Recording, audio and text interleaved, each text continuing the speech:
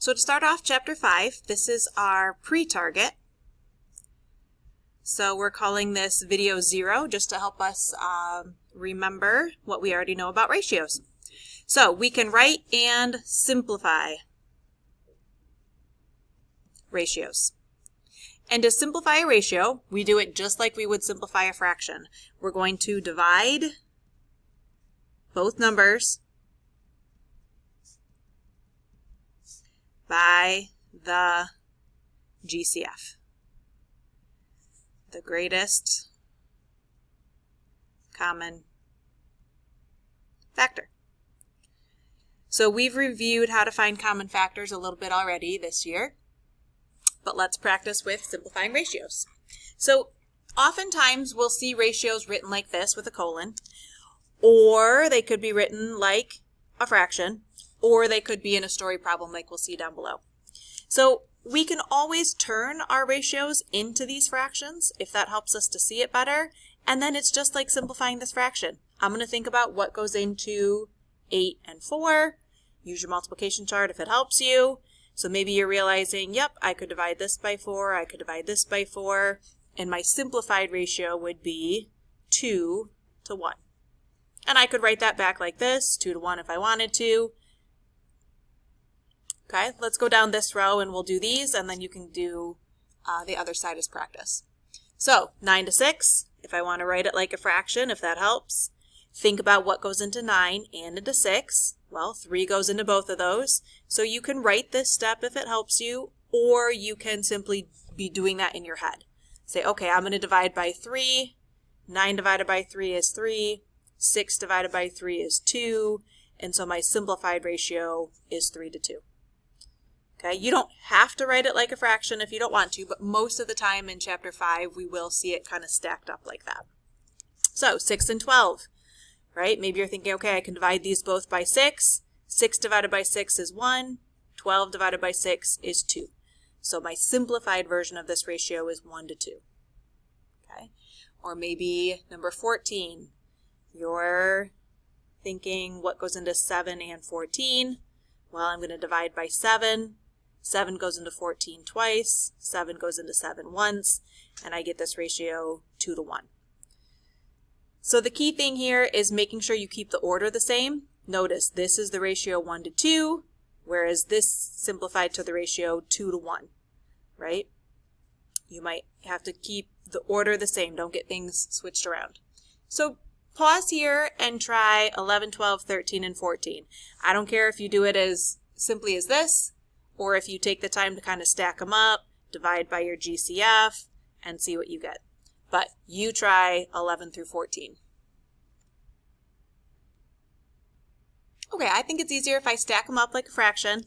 Think about your GCF. So I'm going to divide these both by 6, and I would get 3 to 4. In number 12, I can divide these both by 9, and I'd get 2 to 3.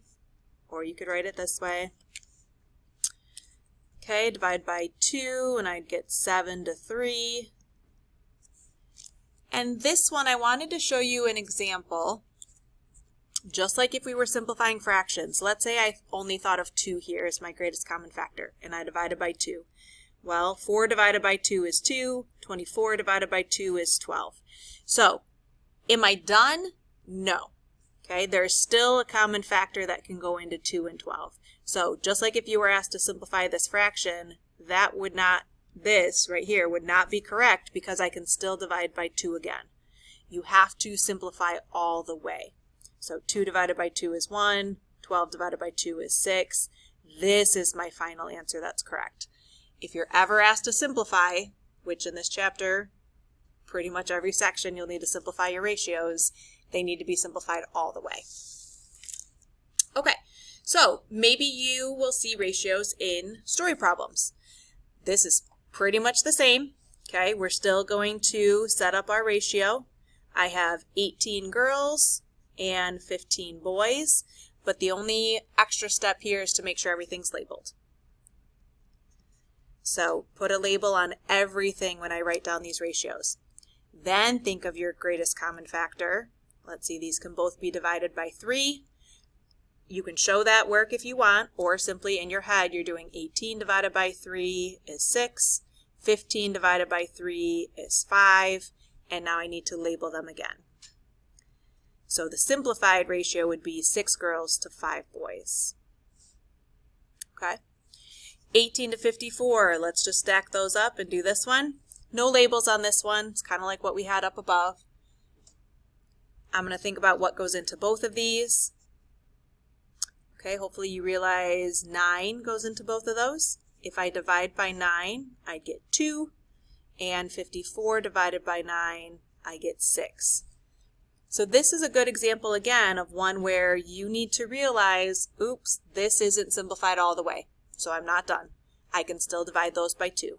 2 divided by 2 is 1, 6 divided by 2 is 3. There's my final answer.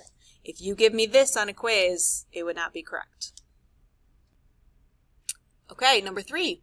3 pizzas for every 12 guests. So this is a little bit different than a ratio we might be used to, but it's still a ratio, still comparing two numbers, 3 pizzas and 12 guests. I'm going to write that over here and make sure it's labeled. 3 pizzas, 12 guests, and simplify those numbers, right? Those can both be divided by 3. So this would simplify to 1 pizza for every 4 guests. Number 4, the length of a rectangle is 16 and the width is 12 inches. Express the ratio of length to width. So I'm going to write that as a fraction, 16 inches. So this little 2 kind of apostrophes there means inches for length, and 12 inches for width. So they're labeled. And if I simplify that, hopefully you see we could divide those both by 4. So 4 inches to 3 inches. And again, I label length and width. So the ratio of length to width is 4 to 3. Okay, number 5. I want you to try 5 and 6, and then we'll talk about number 7 together. So pause here. You're going to do 5 and 6, and then we'll talk about 7 after you check 5 and 6.